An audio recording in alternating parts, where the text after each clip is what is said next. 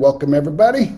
Entrepreneur's Journey through Think and Grow Rich. Let me get my timer set. Excited to be with you this morning. Hope you're doing great. Hope you're having a great weekend. Don't forget you can get the version of the book here that I'm teaching from right on our site for free. Download the copy if you'd like. Lots of other kind of bonuses there as well for free. And if not, you can go ahead and pick up a copy on Amazon.com. So Think and Grow Rich, we're using the original text. And I always encourage, whenever you're going to do any kind of study program, if you're going to do, Think and Grow Rich, I know like E-Myth, Psycho-Cybernetics, all those at some time have been rewritten by other people because the books are in public domain. And I just think it's best that you stick with the original writer, right? The original author, the original text. In this text, we know that there's some language that we wouldn't normally use now. It's not politically correct. It doesn't match the time and the level of awareness that we have grown to. Thank God. Thank God that we've grown in our awareness. So some of the phrases that are in the book we probably and definitely wouldn't use today. And even with the references of men throughout the book and not being inclusive. But if you can kind of put that to the side and harvest the good of the book, I think it's just better to kind of really grab a hold of the essence of what the author was originally intended to communicate, uninterrupted, without anybody else's opinion, and just be able to read the book and marinate the book when you study it, right? For those of you who are new to the Empowered Living community, welcome. I know that there's, hundreds have enrolled in Dr. Amen's program and are new to that program and have come through maybe the Empowered Living community or one of our members to be able to connect to that. So welcome. I know many of you are part of the John Maxwell team and you're new to the John Maxwell team and you're excited about being part of the John Maxwell team. We're excited to have you. Make sure in the John Maxwell team that you jump into the mentorship program. Life-changing, being able to have access to the entire teaching faculty live every single week. So we're going to get started here in about one more minute. We're working on Chapter 10, it's The Power of the Mastermind. It's page 195, and this is just a really one of my favorite chapters, and probably one of the most misunderstood chapters of the book. So let's go ahead and jump in. Let me just say that I have been in 3 real mastermind groups. Now, I've taught mastermind groups to thousands of people, and usually when I was calling it a mastermind group, it was really a study, and I would usually lead people through a study of the book Think and Grow Rich, and so it would be a mastermind that would last maybe 8 weeks or 12 weeks, and we would go through different parts of the book, and certainly there's value in that. Don't get me wrong, but the principle he's talking about here in the mastermind group is much more deeper. You're not studying necessarily a book. You're coming together with like-minded people, as he'll describe, that are in sympathy and in harmony with your dream and your purpose. And you create a collective consciousness. And the power of this is that it's not over 4 weeks or 8 weeks or 12 weeks. Usually it's over a year or an extended period of time.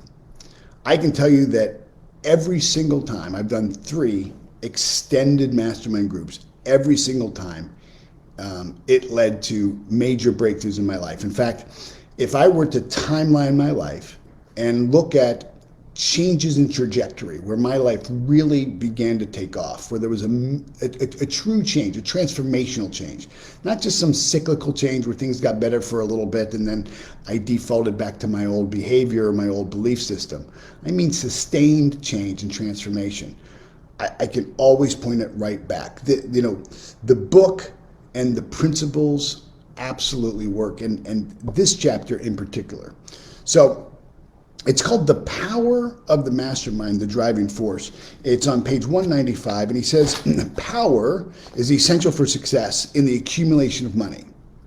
Okay, I think we can buy into that. Plans are inert and useless without sufficient power to translate them into action. That is just so true. That is just so true. I think one of the challenges we have as entrepreneurs is we have to create some plan, and we want to know all the details as much as possible. We're trying to mitigate risk, we're trying to mitigate liability, we're looking for the fastest path to cash, we're looking for the biggest impact that we can have, and we think that what we have to do is get really detailed plans before we can go. We have to know how we're going to do everything. And the truth is that, as he says, plans are useless. Plans are derived at your level of awareness based on the conditions and circumstances that they are in right now and that you're aware of. And oftentimes those conditions and circumstances change, and so does your awareness change. And particularly if you're in a mastermind group, because if you're in a mastermind group, you're going to be bringing your idea to 12 or 14 other people who are all going to put input on your idea. That will expand your awareness. That will deepen your understanding of the conditions and circumstances. There will be different perspectives that maybe you didn't think of before. And so that means that if you spend so much time and so much energy giving yourself to the plan, by the time you're done writing the plan, everything's changed a week later or 2 weeks later or a month later. You're better off, what I always say is, jump and build your wings on the way. Make the plan as you go. Martin Luther King famously said, you don't need to see the whole staircase to take the first step.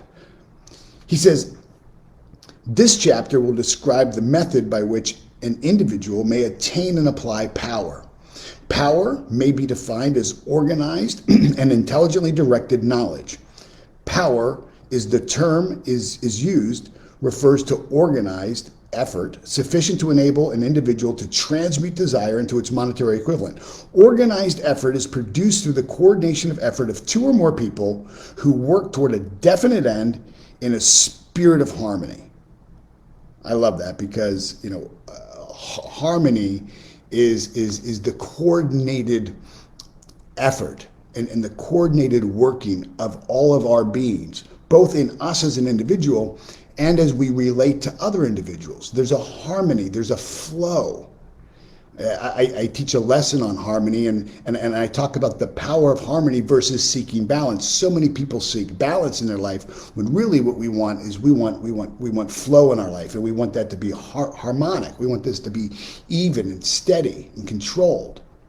And he's saying that if you'll come together with people who are in harmony, who are believing in you, who have the same beliefs as you, but think different thoughts. And I think that's critical. People in your mastermind group have to have the same beliefs that you do about your potential, about what's possible, about their potential, about their understanding and perspective of the world. You have to believe the same and yet think different thoughts so you get all the new ideas. He says, power is required for the accumulation of money. Power is necessary for the retention of money after it has been accumulated. If we just stop here for a moment, he has used the word power. I wrote it down. He's used the word power 9 times here. 9 times here. And he's what, 14 lines in? That maybe there's something for us here. Maybe he's saying that this is really a powerful principle. If we want power, if we want, think of what power gives us. Power gives us momentum, right? Power gives us strength, right? Power gives us focus. Power gives us discipline. As entrepreneurs, we need all those things. And he's talking about how this principle does it. Now he says, let us ascertain how power may be acquired. He says power is organized knowledge. Power is organized knowledge. It's not just knowledge, it's organized knowledge, right? And we talked about this in the chapter on specialized knowledge and in organized planning. And he's saying that there's a couple of ways for us to get this power. He says the first one is through infinite intelligence, right? This is your intuition. This means that we can draw on from the mind of God. We can become aware of ideas. We can become aware of our next step. We can become aware of plans. We can literally, from our desire, we can communicate with the infinite mind of God. and become aware of things. This is what the meaning of Wayne Dyer's quote was. He said, when man prays, that's him speaking to God. Intuition is when God answers, right? So we can draw organized understanding and organized ideas and organized knowledge through infinite intelligence. The second is through accumulated experience, right? We can go and we can read we can certainly have our own experience, and we can read of other people's experience, and so that's one way. He says the third way is we can go through experiment and research in the field of science, and particularly in other walks of life. Men are gathering and classifying and organizing new facts daily. This is the source to which one must turn to when knowledge is not available through accumulated experience. And he talks about how this connects to the creative imagination. But in line 27, he says this: knowledge may be acquired from any of those foregoing sources. It may be converted into power by organizing it to definite plans, by expressing those plans in action. Examine these three major sources of knowledge and readily disclose the difficulty an individual would have if he depended on his own efforts alone. See, you have to do this yourself as entrepreneurs. I don't care if an entrepreneur has a big company. You look at Jeff Bezos as he was growing Amazon. You look at Steve Jobs. You look at Bill Gates as he was building Microsoft. Jobs building Apple. These were big companies, but I'm going to suggest that they were solopreneurs. They were solopreneurs. They had to do it themselves, but they couldn't do it alone. And famously, Bill Gates, famously Steve Jobs, famously Bezos, they had an inner circle of people who support thinking partners, if you will. We would call that a mastermind group. So you can go further and faster when you're drawing on the ideas, knowledge, and experience. Think about that. If we're gonna pull from accumulated experience, don't you want to pull from other people who also are in harmony with what you want and believe what you believe, but think differently? He says, in assembling knowledge and expressing it through definite plans of action, if his plans are comprehensive and they complete large proportions, he must generally induce others to cooperate with him before he can inject into them the necessary element of power. Again, going alone just doesn't do it. If we look over here on page 87, this is back in the chapter on specialized knowledge. If you go to page 87 on specialized knowledge, line 75 says this: the accumulation for a fortune calls for power, and power is acquired through highly organized, intelligently directed, specialized knowledge. Highly organized, intelligently directed, specialized knowledge. But the person who accumulates the fortune, the person who accumulates the power, doesn't have to have the knowledge. They can draw from other people, and often do.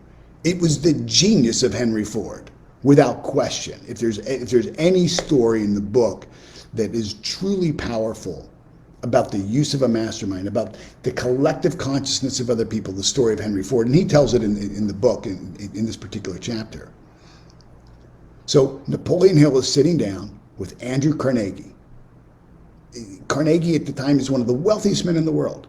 And he asked Carnegie, what is necessary for a person to accumulate a fortune? And Carnegie says, the accumulation of a fortune calls for power. And power is acquired through highly organized, intelligently directed, specialized knowledge. But the person who accumulates that fortune doesn't have to have the knowledge. It really pays to be with the right people for a sustained period of time. He says, no individual may have great power without availing himself of the mastermind. In the preceding chapter, instructions were given for the creation of plans for the purpose of translating desire into its equivalent. Again, he was talking about here the chapter on persistence and the chapter on desire, right? So he's saying there's a formula. There's a formula for you to get your dreams settled in your mind, for you to become crystal clear on it. And then you'll apply the instructions on persistence and intelligence and use the discernment or the discrimination when you pick those people who are going to be part of your mastermind. Your objective will be halfway reached even before you recognize it. He's saying just by having clarity of what you want, by being persistent in going after it, and by selecting the right people as thinking partners, as partners in belief, it's halfway done. I share kind of a story that, you know, I joke about, and it's funny, but at the same time it's sad. I was 22 years old and had my idea for my first business, my commercial cleaning business. It was Thanksgiving dinner. My grandmother's there, my mom is there, my brothers and sisters are there, my Uncle Petey is there, my mom's brother. And I announced to the family that, you know, I've got $200 and I'm going to start a cleaning company. And like everybody's fork dropped at the same time. Click, click, click, you know. Big Italian Thanksgiving dinner. So there's a turkey and a lasagna on the table. If you're Italian, you understand what I mean. And immediately, now this is my family. These are supposed to be my partners in belief. And immediately, they begin to just shoot the idea down. My one brother, David, who is a PhD in economics and a PhD in engineering from Carnegie Mellon University, immediately chimes in, you know, what do you know about business? You don't know the difference between a general ledger, a P&L, accounts receivable, accounts payable. He was right. I didn't know any of that stuff.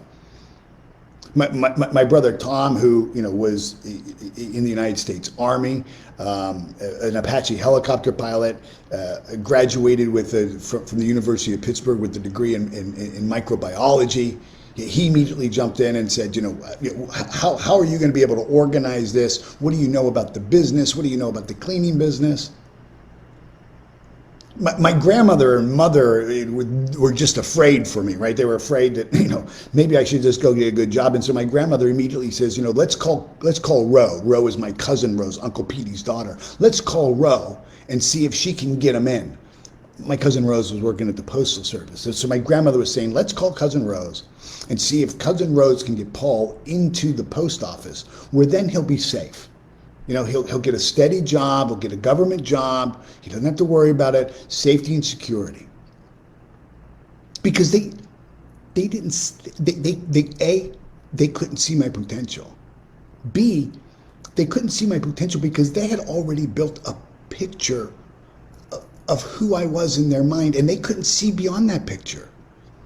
That's the real challenge in mastermind groups. It's why when we put mastermind groups together, we usually, you know, through an application process, bring people together who have never met each other. Because I don't want somebody coming in to meet you and have a preconceived idea. I want them to meet you and hear your dream, hear your passion, see your potential. You see, my family couldn't get beyond the picture that they had built. They were so attached to me as a high school dropout, to me as basically a screw up, to me as just never really accomplishing anything up until that point, and looking at me and saying, you're going to start a business and a cleaning business, and you don't know anything about business, you got $200 and you're going to start a company? These were my partners in belief. And I think that's what he's saying here. He's saying, imagine if you had partners in belief. I would imagine that maybe I wouldn't have struggled those first 3 or 4 years as much as I did struggle if I would have had all of those people at my Thanksgiving table, my loved ones, support me, encourage me, advise me, counsel me, so, think into the problems I was facing. And like most entrepreneurs, I didn't have that, and I had to go it alone. And, there's a price you pay. There's a price you pay. He says on line 45, so you may better understand the intangible potentialities of power available to you through the properly chosen mastermind group. We will here explain the 2 characteristics of the mastermind principle, one of which is economic in nature, the other is psychic. The other is psychic. The economic feature is obvious, right? The economic feature is obvious. Economic advantages may be created by any person who surrounds himself with the advice, counsel, and personal cooperation of a group of men or women who are willing to lend him wholehearted aid in the spirit of perfect harmony. This form of cooperative alliance has been the basis for nearly every great fortune. Your understanding of this great truth may definitely determine your financial status. So he's saying, number one, the economics of having people that you trust, that believe in you, speak into your life, pretty obvious. You're going to go further and faster if you've got partners in belief. He says the psychic phase of the mastermind principle is much more abstract, much more difficult to comprehend because it has reference to the spiritual forces with which the human race as a whole is not acquainted. You may carry a significant suggestion from this statement. No two minds ever come together without thereby creating a third invisible and tangible force, which may be likened to the third mind. I'm thinking of in the Bible where it says, wherever two or more are gathered in my name, I am present, because I believe that. I believe that we are spiritual beings. I believe that we are spiritual beings. I believe that you and I were made in the image of God. We're individual expressions of God. And what does that mean? Well, part of what that means is that you think of how God created. God created first from nothing. He creates something. You have that power. As a spiritual being, you can start with nothing. I started with nothing in the janitorial business. I had nothing, and I could create.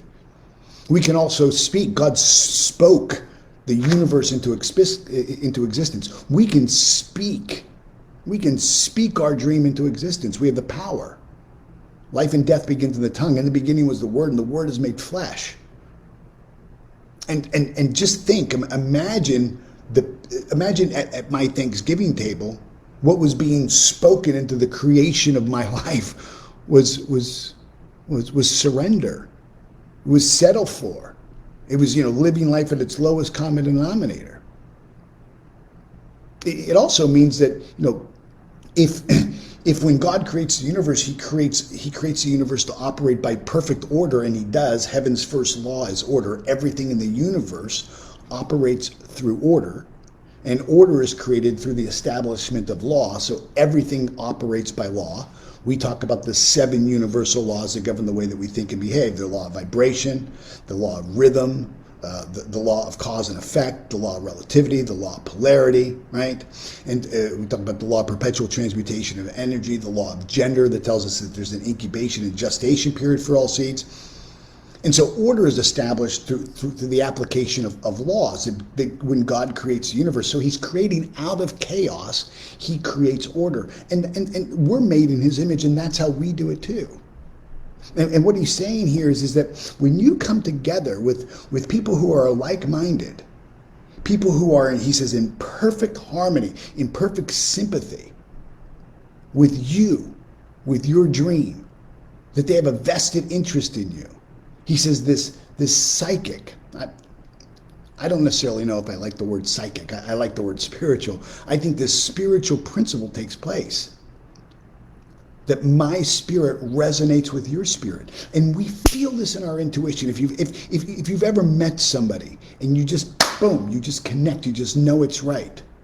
That's your intuition picking up that person's vibration. And you're a match. And you come together. Just like two magnets attract each other.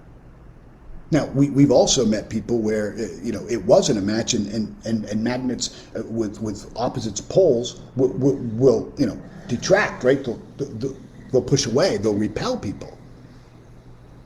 So this is what he's talking about is that there's this financial benefit to a mastermind group, and then there's this psychic. There's a sense of peace that comes under you.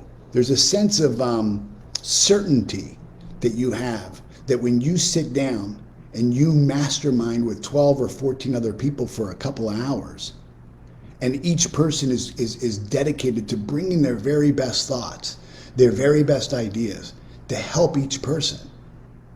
There's James Allen said, calmness of mind is one of the beautiful jewels of wisdom.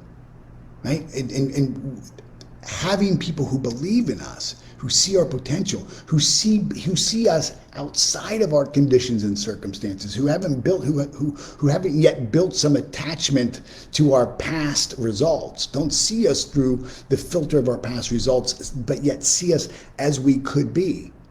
there's a sense of peace that comes over you. There's a sense of certainty that comes over you. I think that's a spiritual awareness. He says, keep in mind the fact that there are only two known elements in the whole universe, energy and matter. It is well-known fact that matter may be broken down into units of molecules, atoms, and electrons.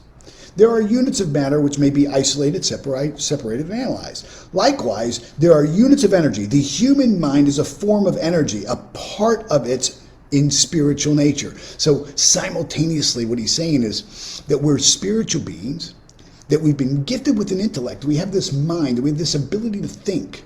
And as we think, those thoughts trigger energy. And we know this. We know that we can put electrodes on someone's head and we can measure the thought wave. And we can ask them questions. And we could show them pictures. And as the pictures change, the density, the wavelength changes. The energy of their thought changes. We can film the energy leaving their body. We're all familiar with people having an aura, and we know that as the ideas in the mind of that person change, the color and the density of the energy that they propel out, that they broadcast out to the universe, changes. And that's what you and I pick up. We pick that up. We sense that. We feel that. So he says, likewise, there are units of energy. The human mind is a form of energy, a part of it being spiritual. So it's spiritual, intellectual, and then we live on a physical plane, simultaneously living on three planes of existence. We're living in a meat suit on the physical plane. Yet the higher side of our nature is our capacity to think beyond this physical world. You know, as far as we know it, we are the only creatures that God created that could do that. You know, you'll never drive down the road and see, you know, a herd of cows, you know, in a field, and one of them kind of say, hey guys, you know, we don't have to be cows anymore. We can be sheep or giraffes. They can't alter their vibration. They are locked in. That's it. A sheep is a sheep, a cow is a cow, and that's it. You and I have been gifted free will. We can be anything we want to be. We can choose our thoughts, choose to change our thoughts, and in this very moment, we change the very essence of our being. We change our whole vibration. We change what we broadcast out to the world. This is such a powerful idea. And then, of course, we're spiritual. We're connected. We're connected to the source of all sources. So therefore, we're fully resourced. We're fully resourced. When the minds of two people are coordinated in the spirit of harmony, the spiritual units of energy of each mind form an affinity, which constitutes this psychic phase of the mastermind.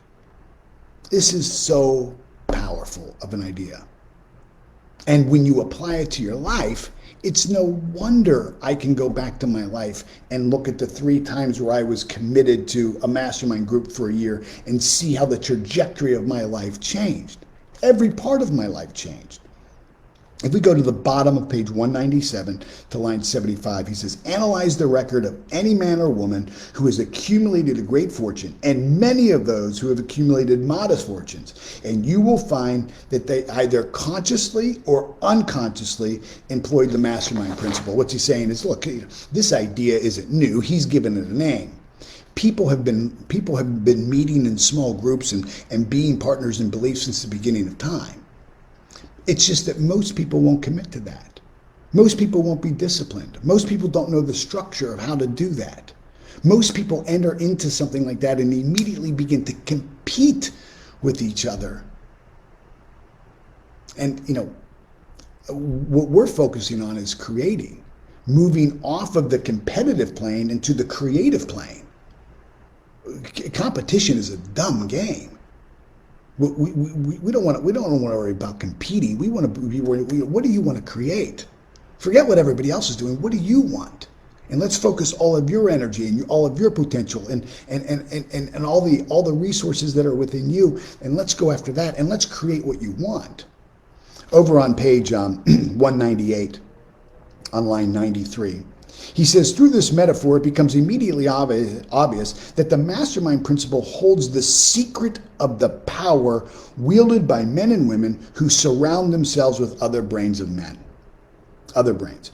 There follows now another statement which will lead still nearer to an understanding of this psychic phase, or what I'm going to call spiritual phase, of the mastermind principle.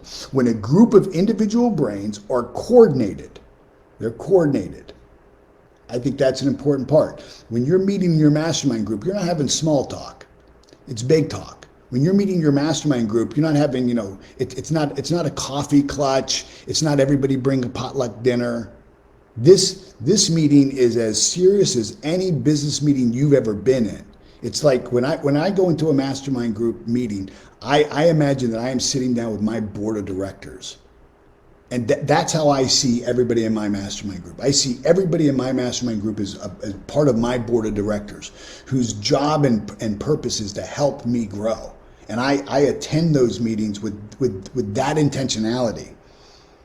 He says, there follows now another statement which may lead still nearer to the understanding of this spiritual phase of the mastermind principle. When a group of individual brains are coordinated and function in harmony, the increased energy create that alliance becomes available to every individual brain in the group. What's he saying here? Is he saying there is no silent good? There is no silent good. In other words, it is impossible for one person in the group to grow without everybody growing.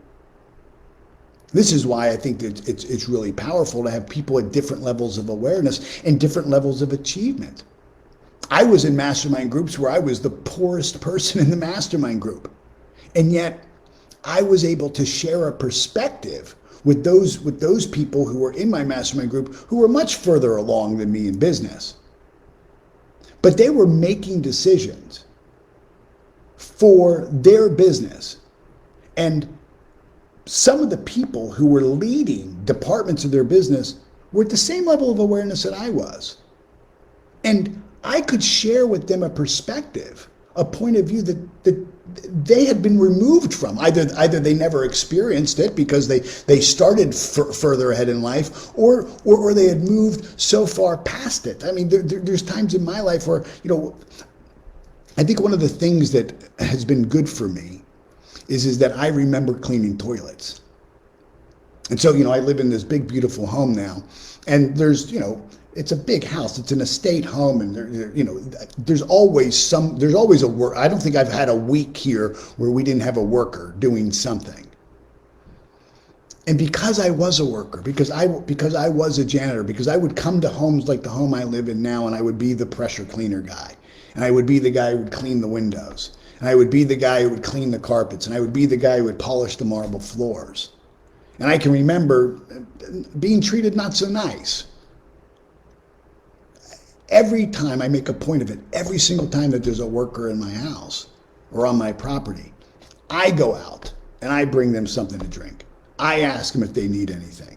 I thank them. I tip them. I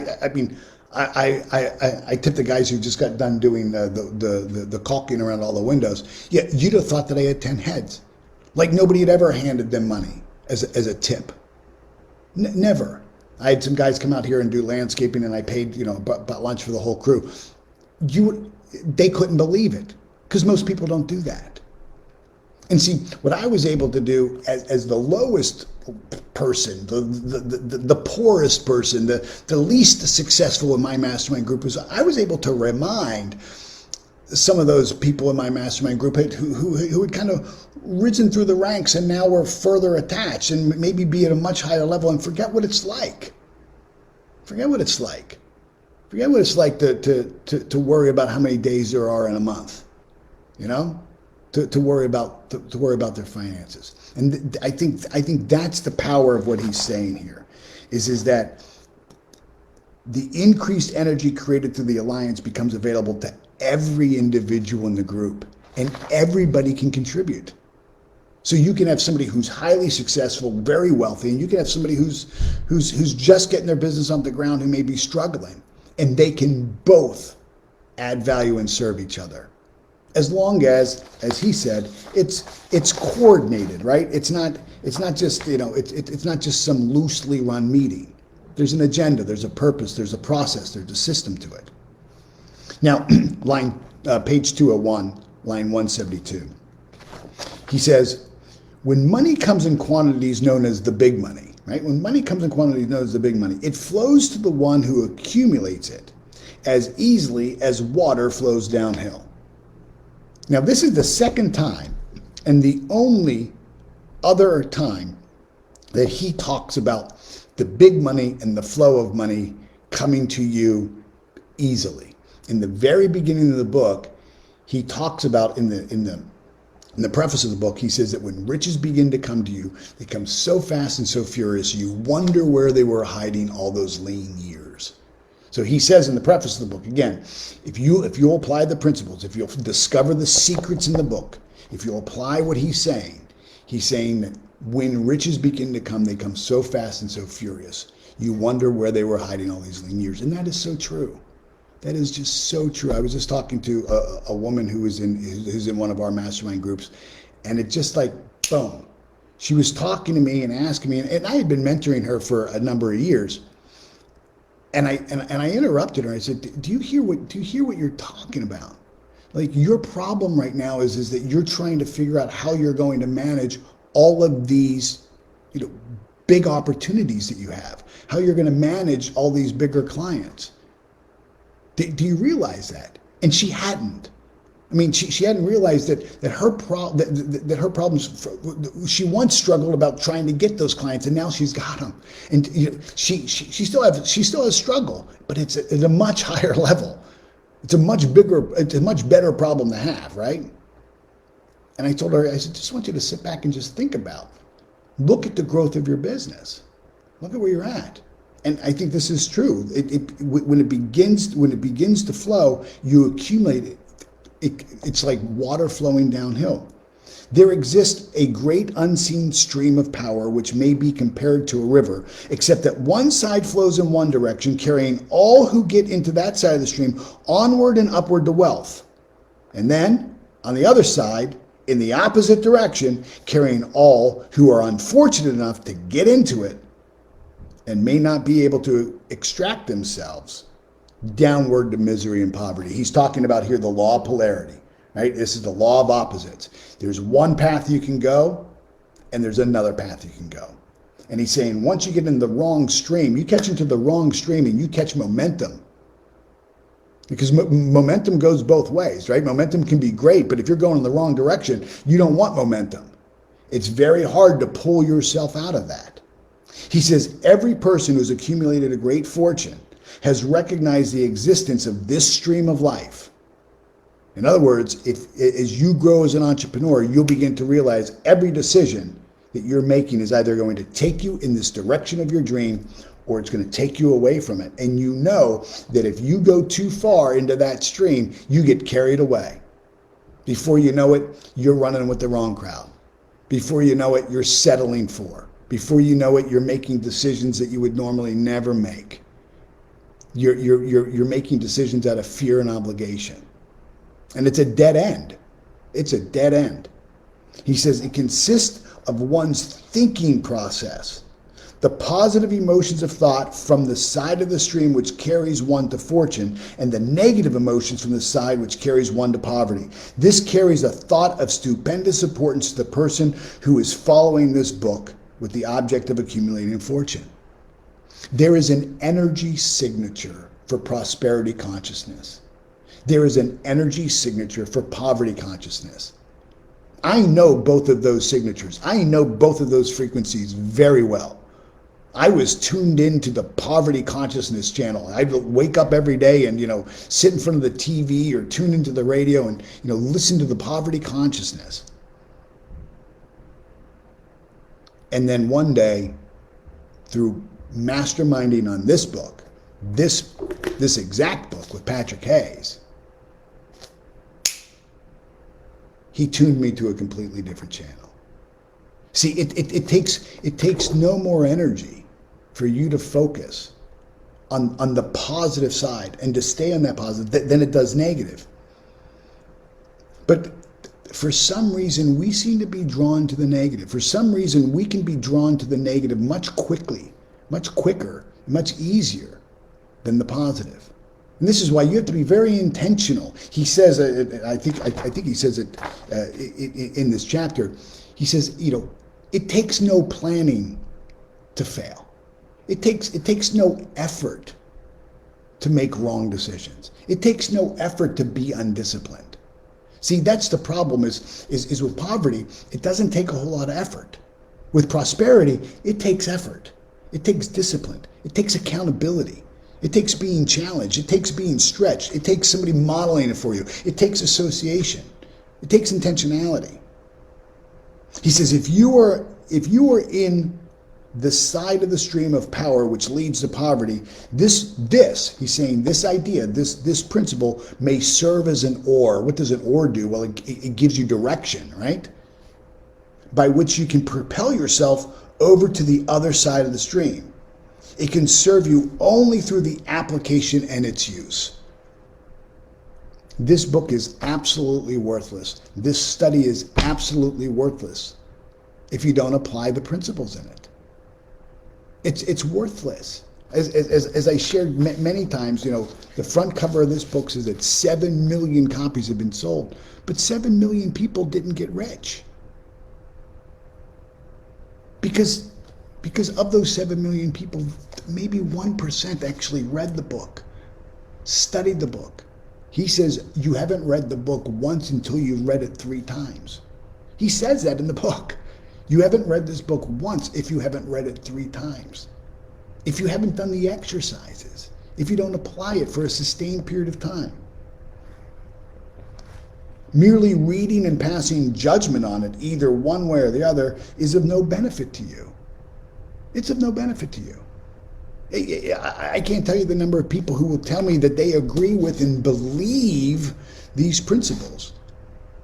And yet, if you look at their life, if you look at the way they make decisions, if you look at their behavior, if you look at their results, it would indicate that they never even heard it, let alone believe it. If you believe it, belief drives behavior. No, you don't. No, you don't believe it. I can remember I was being mentored one time by Bob Proctor.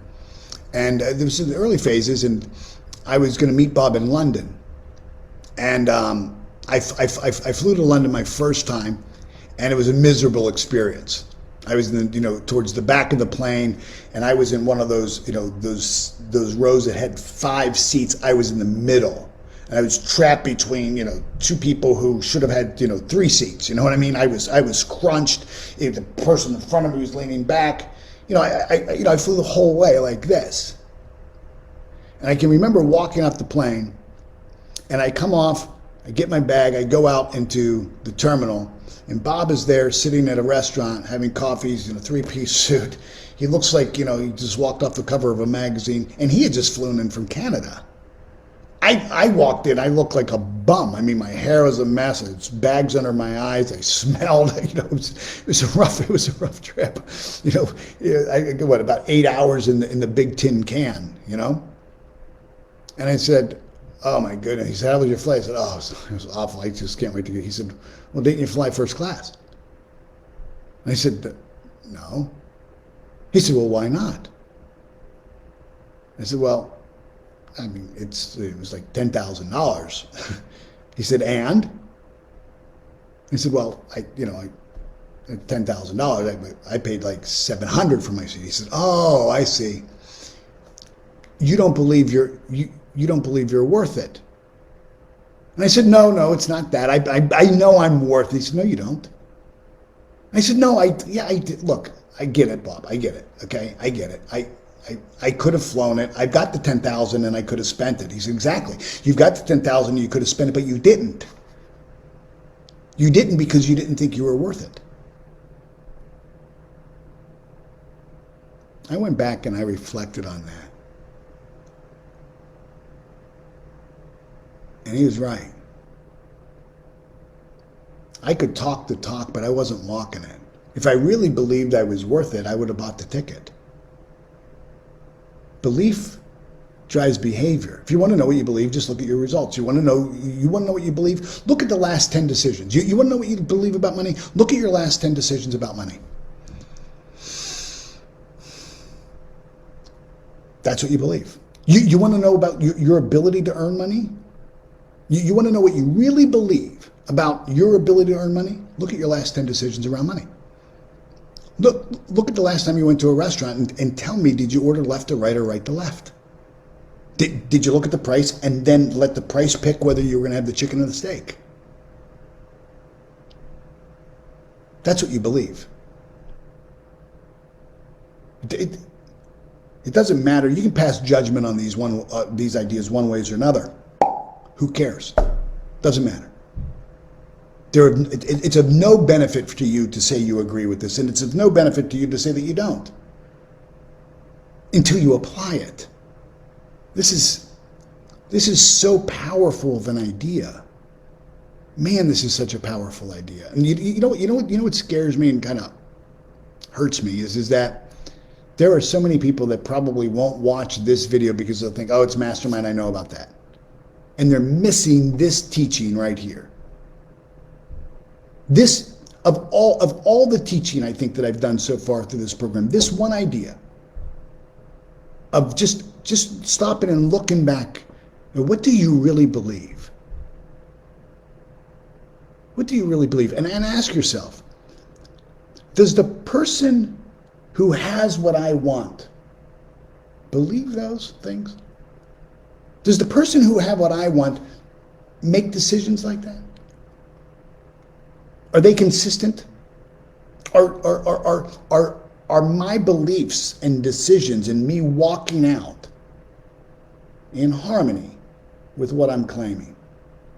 And if they're not, then one of two things have to do. You either have to lower your expectation for what you want, or you have to grow in your belief. You know what most people do? They lower what they want. Why? Because it's easier. There's no work. There's no work in saying, well, my goal was 100,000, but now it's 50,000. No work.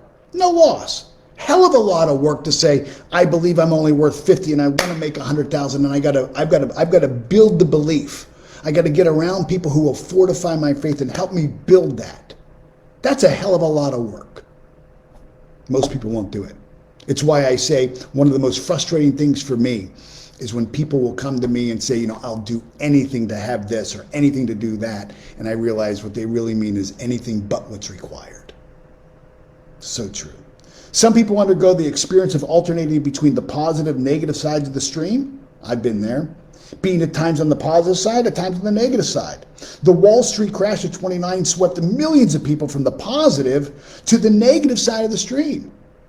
See, it was conditional. As long as they had money, they were on the positive. Then once they lost the money, then their whole identity was in money. This is why you've got to adapt this idea that I make money, money doesn't make me. I make money, money doesn't make me. I make money, money doesn't make me. I make money, money doesn't make me. Get it in your head. Say it 1,000,000 times so you believe it. I make money, money doesn't make me. My belief isn't based on my last P&L. These millions are struggling, some of them in desperation and fear, to get back to the positive side of the stream. This book was especially written for those. Poverty and riches often change places. The crash taught the world this truth, although the world will not long remember the lesson. Poverty may, and generally does, voluntarily take place of riches. When riches take the place of poverty, the change is usually brought about through well-conceived and carefully executed plans. Poverty needs no plans. It needs no one to aid it because it is bold and ruthless. Riches are shy and timid, and they have to be attracted. Anybody can wish for riches, and most people do, but only a few know that a definite plan plus a burning desire for wealth are the only dependable means of accumulating it. I want to invite you to get into a mastermind group with me. You know what? Make the decision that you're going to send in and at least talk to somebody and learn about it. You're going to come in to Florida. You'll spend 2 days with me at the country club. Here is where we meet. We come to my house for dinner. We spend 2 nights. And we 2 full days where we focus not on what to think, but how to think. Most people don't know how to think. Most people have been programmed to what to think, but not how to think. And then after that, for the next 11 months, you work one-on-one with one of my coaches. So in week 1, you have a one-on-one private session with a coach. Week 2, you're in a mastermind group led by me personally. 2 hours, me, you, and your mastermind group. Week 3, you're back with your coach, one-on-one. Week 4, you and me, one-on-one. Talking about this is me, my full focus on you, your business, your life. And we structured it this way. It's organized, highly organized, intelligently directed, specialized knowledge. That's the formula. And we start with everybody doing the desire exercise. Very clear purpose, very clear goal, very clear plans. And then we work together. And we do it this way so that each week, every 7 days, you're getting course corrected, either with a coach or with the group or back with your coach or one-on-one with me. You owe it to yourself to at least look at the opportunity, I hope you'll click on the link. Thanks so much for joining this study. The next chapter is the mystery of sex transmutation. Don't miss this one. Be well, God bless. Have a great weekend.